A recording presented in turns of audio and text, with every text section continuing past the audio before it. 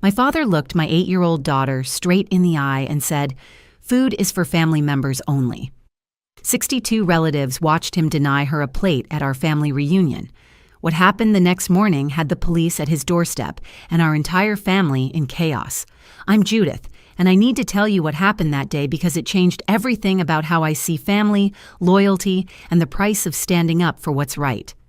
My daughter Brianne had been practicing for weeks to meet my extended family. She'd stand in front of our hallway mirror, smoothing down her dress and rehearsing her introduction. "Hi, I'm Brianne Hoffman. I'm 8 years old and I love horses and chocolate chip cookies." She'd grin at herself, showing the gap where her front tooth had fallen out just a month before. Brianne isn't my biological daughter. I adopted her 2 years ago when she was 6, after fostering her for 8 months. She'd been in the system since age 4, bouncing between homes that treated her like a temporary inconvenience rather than a child who needed love. When she came to me, she barely spoke above a whisper and flinched when anyone raised their hand too quickly. Now she sings in the shower and leaves her artwork all over our refrigerator. My father, Walter, never approved of the adoption. He's the kind of man who ran our local bank branch for 30 years and believes the world operates on strict hierarchies and bloodlines. When I told him I was adopting Brianne, he actually said to me, "Why would you water down our family legacy with someone else's cast-off?" I should have known then what was coming, but I believed that seeing her, meeting her, would change his heart. The morning of the reunion started so perfectly. Brianne woke up at 6, too excited to sleep. "Mom, do you think they'll like my dress? Should I wear the yellow one or the purple one? What if the other kids don't want to play with me?" I French braided her hair while she chattered nervously, her little hands fidgeting with the hem of her chosen yellow sundress. "You're going to be the star of the reunion," I told her, securing the braid with her favorite butterfly hair tie. "Everyone's going to love you just like I do." We drove 2 hours to my parents' property in rural Pennsylvania, Brianne counting red cars and asking me to tell her stories about each family member she was about to meet. "Tell me about Uncle Philip again," she said. "Is he really as tall as a basketball player?"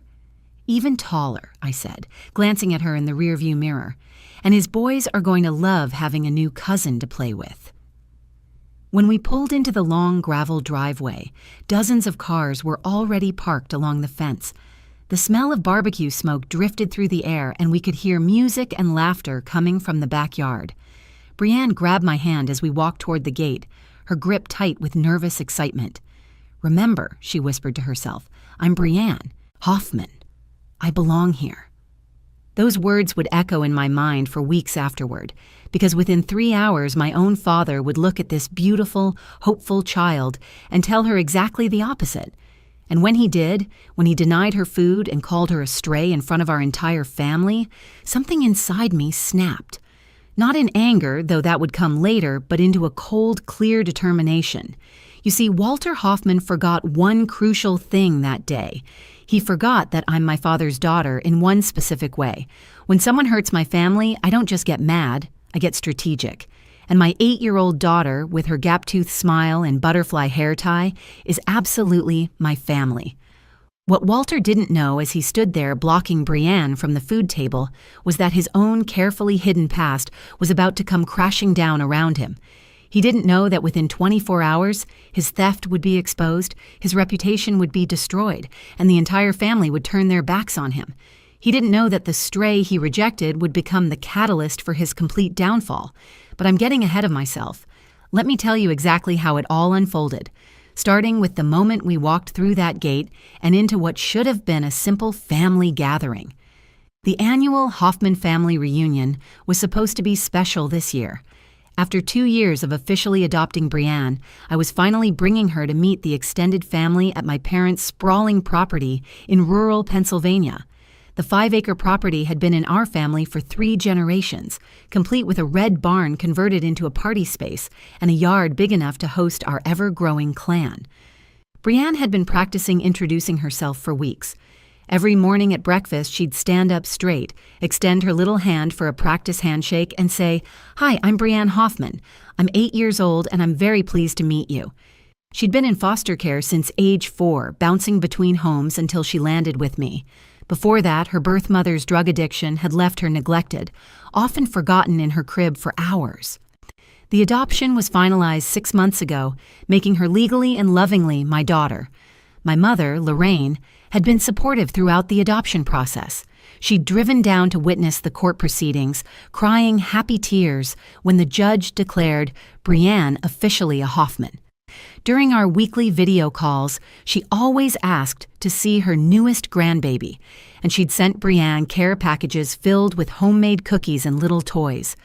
"Every child deserves a grandmother who spoils them," she'd say, winking at the camera. But my father, Walter, was different. He ran First National Bank's local branch for 30 years before retiring, and he approached life like he approached lending. Everything had to fit into neat categories with proper documentation and bloodline verification. "You're 38 and single, Judith. Why complicate your life?" he'd said when I first mentioned adoption. "Blood is blood. You can't just manufacture family. What happens when you meet someone and want real children?" "She will be my real child," I'd responded, but he just shook his head and changed the subject to property values. The morning of the reunion, Brianne wore her favorite yellow sundress with tiny sunflowers embroidered along the hem. I found her in the bathroom, trying to smooth down a stubborn cowlick. "Do you think Grandpa Walter will like me?" she asked while I braided her hair, weaving the strands into a perfect French braid. "Of course, sweetheart. You're family now," I assured her, though something twisted in my stomach. I'd been telling myself for months that once Walter met her, once he saw her bright smile and heard her infectious laugh, his cold exterior would melt. Even the hardest hearts soften around children, right? We arrived at noon to find the backyard transformed with white folding tables, red and blue balloons tied to every chair, and a massive buffet table groaning under the weight of family recipes. My brother Philip was manning the grill, his 6'4" frame hunched over as he flipped burgers with surgical precision. His wife Denise arranged desserts on a separate table, her famous 7-layer chocolate cake taking center stage.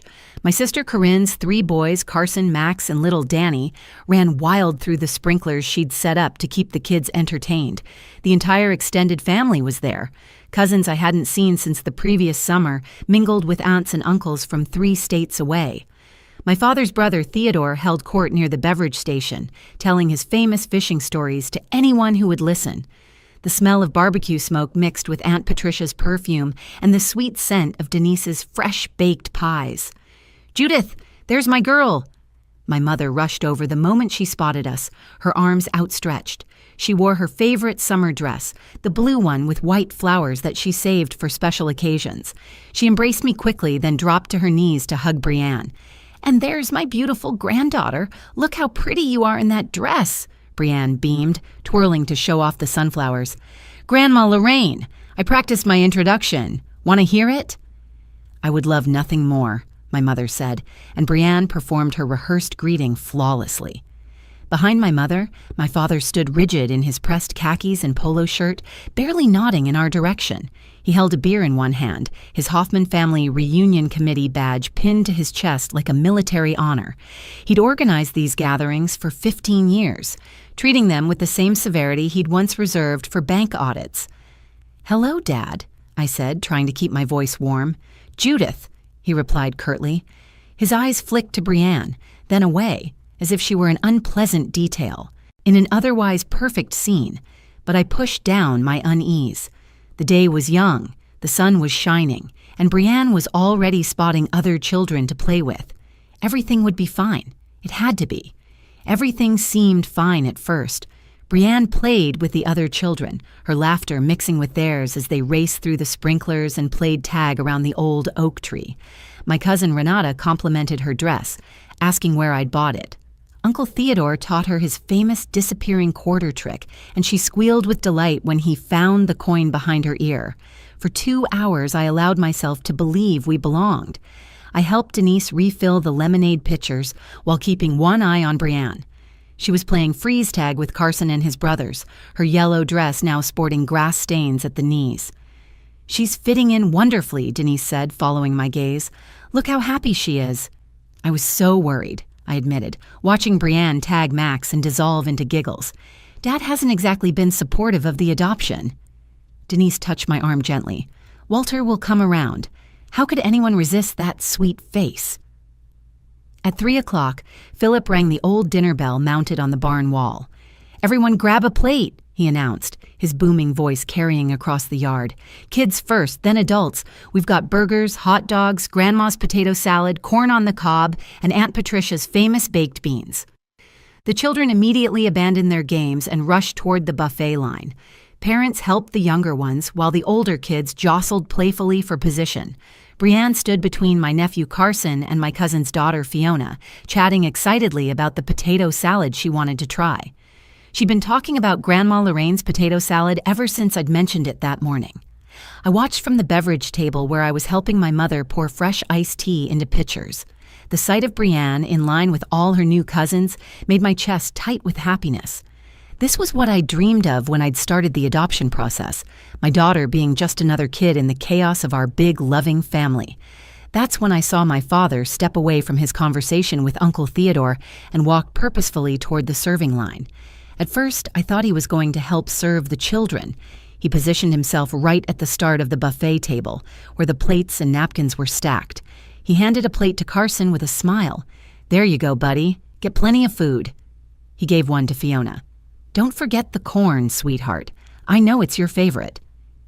But when Brianne stepped forward with her hands outstretched for a plate, Walter pulled the stack back against his chest, blocking her completely. "Excuse me, Grandpa," Brianne said politely, thinking he hadn't seen her. She rose up on her tiptoes, her small voice clear and sweet. Walter looked down at her, and the expression on his face made my blood turn to ice. It wasn't confusion or oversight. It was deliberate, cold calculation. "Food is for family members only," Walter said, his voice carrying across the suddenly silent yard. Every conversation stopped. The only sound was the hiss of burgers on the grill. "This reunion is for Hoffmans, real Hoffmans." Brianne's hands trembled as she lowered them to her sides. "But I am family. My mom is Judith. I'm Brianne Hoffman. I practiced my introduction and everything." "No," Walter said, his tone as sharp as broken glass. "You're just some kid Judith felt sorry for. We don't feed strays at family events." He turned to Philip, who stood frozen with a spatula in his hand. "Make sure she doesn't take anything." The yard was silent.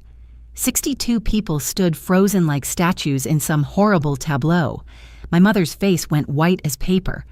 Corinne covered her mouth with both hands. Aunt Patricia dropped the serving spoon she'd been holding, and it clattered against the concrete patio. Not one person moved to intervene. Not one voice rose in protest. Brianne looked across the yard and found me, her eyes filling with tears that she was desperately trying not to let fall. "Mommy?" The word came out so small, so broken, that it shattered something inside me. I set down the pitcher I was holding and walked over slowly, my legs feeling like they were moving through water. Each step seemed to take forever. I could feel every eye on me, waiting to see what I would do. Would I make a scene? Would I scream at my father? Would I grab a plate anyway and dare him to stop me? I knelt down in front of Brianne and took her face gently in my hands. Her cheeks were hot with humiliation, and I could feel her whole body shaking. "You know what?" I said, loud enough for everyone to hear but looking only at her. "This food probably isn't that good anyway. How about you and I go get ice cream instead? Just the two of us?" "The double chocolate kind?" she whispered, one tear finally escaping down her cheek, "with extra sprinkles and whipped cream and even a cherry on top." That night, after Brianne cried herself to sleep in my arms, I sat at my kitchen table with my laptop open and a cup of coffee growing cold beside me. My phone showed 37 missed calls from various relatives, but I ignored them all. I had something more important to do than listen to excuses or half-hearted apologies. Brianne had barely spoken during our ice cream trip. She'd ordered her double chocolate cone with extra sprinkles, but she only managed a few licks before pushing it away. "Mom, why doesn't Grandpa Walter think I'm real family?" she'd asked in the car. "I have the same last name. I live with you. The judge said I was a Hoffman forever." "You are real family, baby," I'd told her, gripping the steering wheel until my knuckles went white. "Sometimes adults are wrong about important things. This is Grandpa's mistake, not yours." Now, with her safely asleep, I opened Facebook and found the Hoffman family reunion page my sister managed. 418 members, including extended family across 6 states, business associates of my father's, and family friends who'd attended reunions over the years. Perfect. But first I needed evidence. Raw footage would be worth more than my word alone. I called my cousin Renata. She answered on the 3rd ring, her voice heavy with guilt. "Judith, I'm so sorry. I should have said something. I was just shocked and frozen, and I hate myself for not defending Brianne." "Did anyone record what happened?" I asked, skipping past her apology. I didn't have time for guilt. I needed action.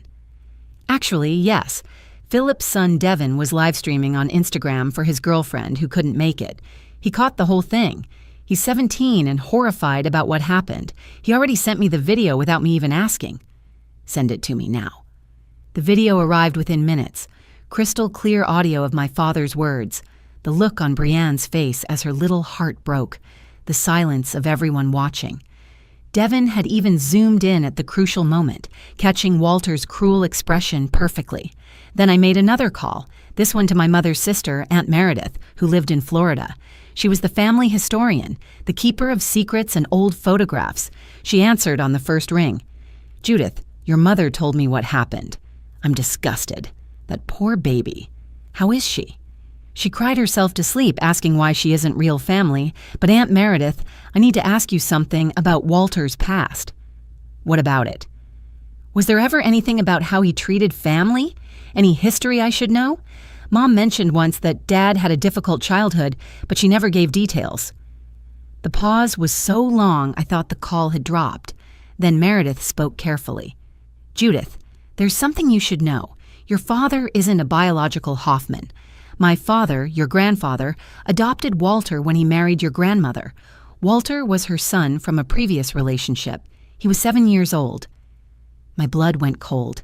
I actually shivered in my warm kitchen. "What?" "Walter's biological father abandoned them when he was 3. Your grandmother struggled for years as a single mother. When she married your grandfather, Walter was 7 and desperate for a father. The adoption went through when he was 8. "The same age as Brianne," I whispered. "Yes. And your grandfather's family gave him hell for it for years, called him the charity case and the pretender at every family gathering until your grandfather threatened to cut them all off. Some relatives boycotted reunions for a decade because Grandpa insisted Walter was a real Hoffman. The irony was suffocating. The hypocrisy made me nauseous. My father, who knew exactly how it felt to be rejected by family, had just done the same thing to an innocent child." "There's more," Meredith continued. "I have documents, letters from your grandfather defending Walter to hostile relatives, the adoption papers, photos of Walter's first family reunion where half the family refused to acknowledge him. Everything. Send me everything. Tonight." I worked through the night like a detective building a case. I contacted my friend Beatrice, a discrimination lawyer who owed me a favor from when I'd helped save her diabetic cat. I gathered screenshots of my father's Facebook posts over the years, including one from 3 months ago that said, "Real family shares blood. Everything else is just pretend." Then I discovered something else. As treasurer of the Hoffman Family Trust, Walter had access to substantial funds meant for family scholarships and emergency aid. The trust's bylaws, which I downloaded from the state website, specifically stated that adopted children were full beneficiaries. But when I cross-referenced the scholarship distributions with family records, no adopted children had ever received a penny. By 5 a.m., I had compiled everything into a comprehensive file: the video, the documents, the evidence of Walter's own adoption, the trust irregularities, financial records showing suspicious transfers. It was time to light the fuse. At 8 a.m. Monday morning, I posted the video to the Hoffman Family Reunion page with a lengthy caption that I'd revised 12 times to ensure maximum impact. Yesterday, Walter Hoffman denied food to an 8-year-old child at our family reunion, stating food is for family members only and calling her a stray. This child is my legally adopted daughter, Brianne Hoffman. She has been part of this family for 2 years. The attached video shows the incident in full. What Walter seems to have forgotten is that he himself was adopted into the Hoffman family at age 7. He wasn't born a Hoffman. By his own logic, he shouldn't have been at that reunion either. I'm attaching his adoption papers and letters from my grandfather defending young Walter against relatives who called him not real family. But there's more. After investigating last night, I've discovered Walter has been embezzling from the Hoffman Family Trust for 3 years. The reunion yesterday? Paid for with $8,000 from the trust, meant for college scholarships for Hoffman children. All Hoffman children, including adopted ones, according to the trust's bylaws, which I'm also attaching.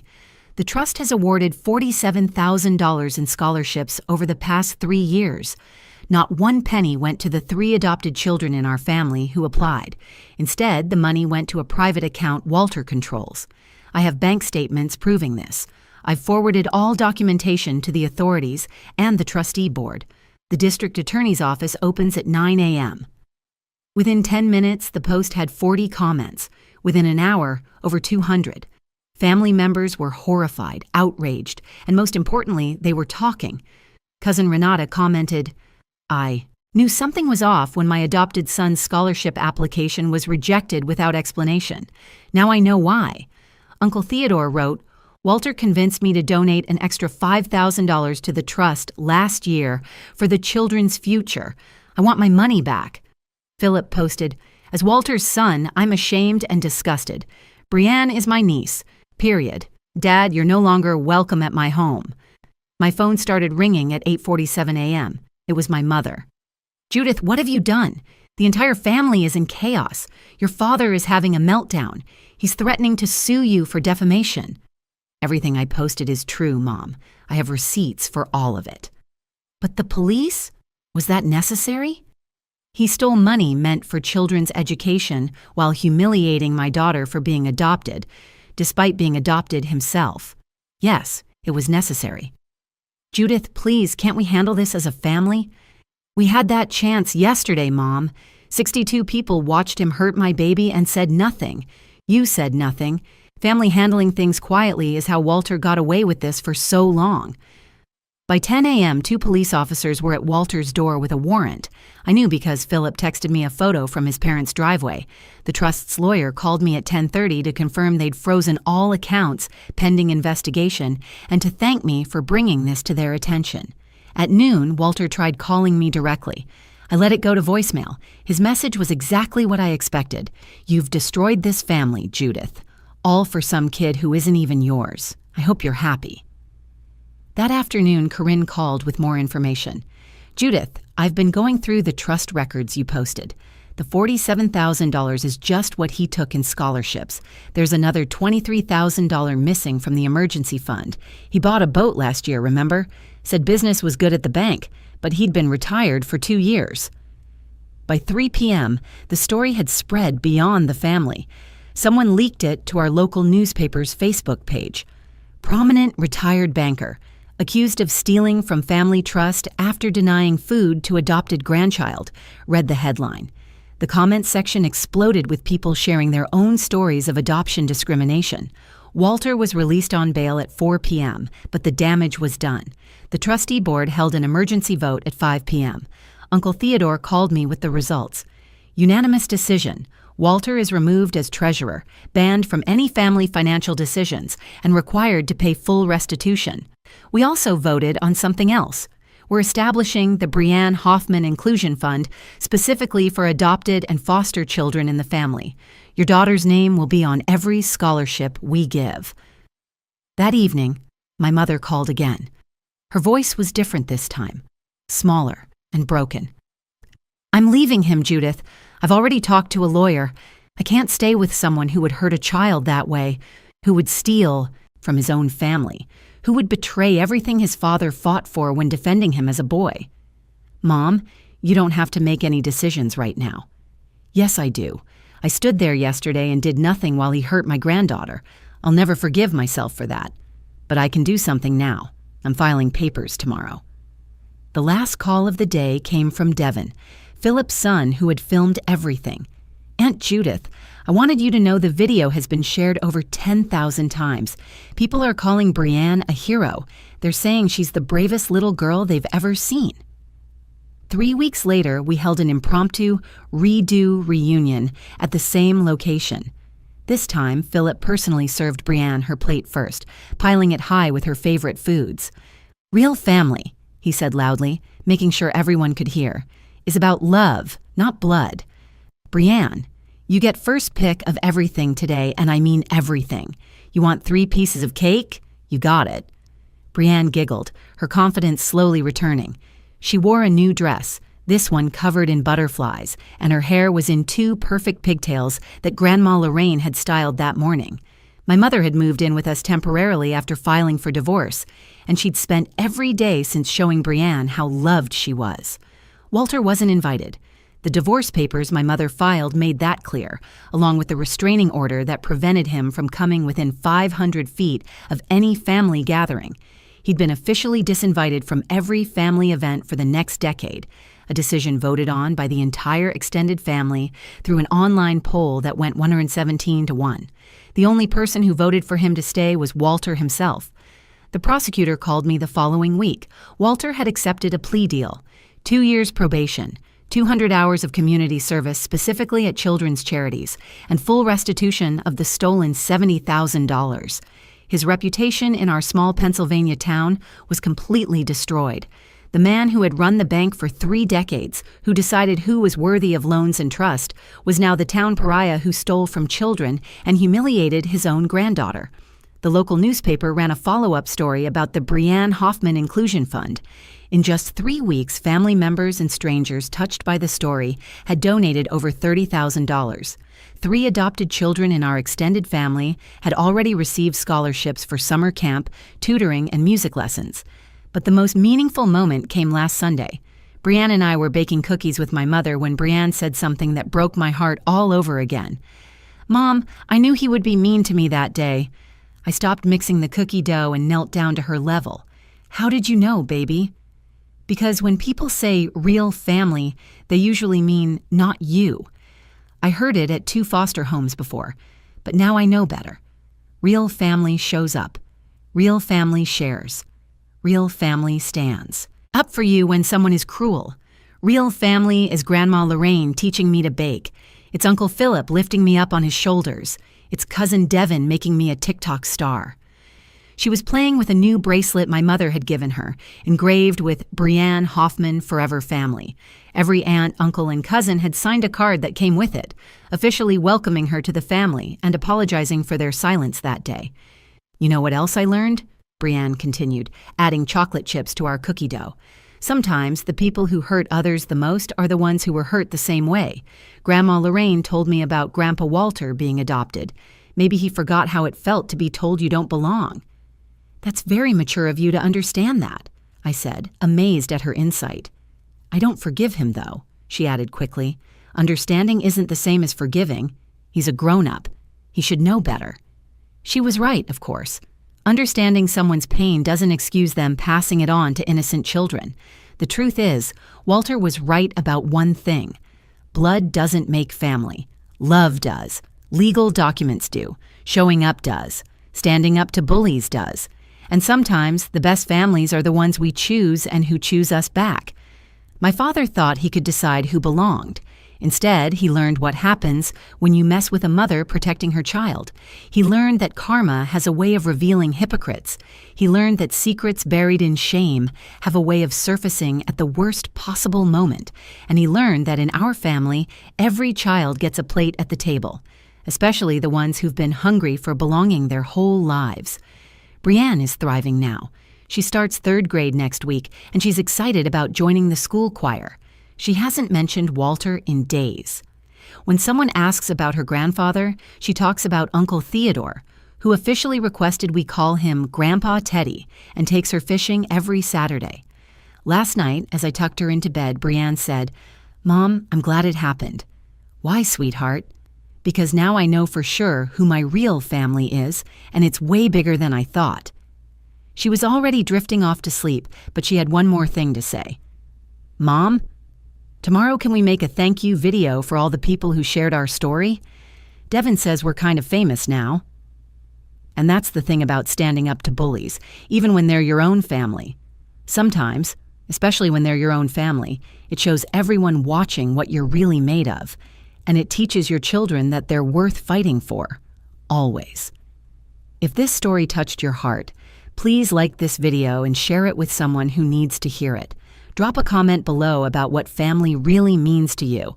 And don't forget to subscribe to our channel for more powerful true stories that will restore your faith in justice and the power of a parent's love. Thank you for being part of our story family.